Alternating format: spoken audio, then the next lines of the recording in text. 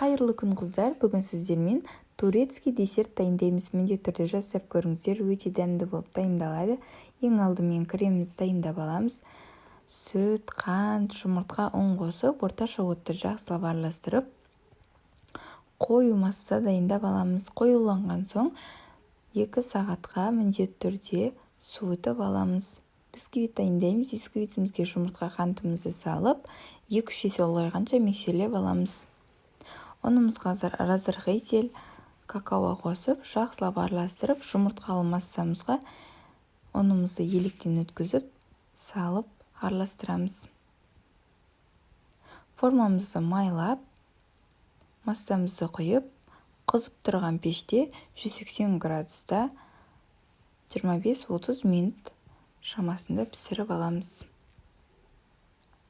Піскен соң суытып алып,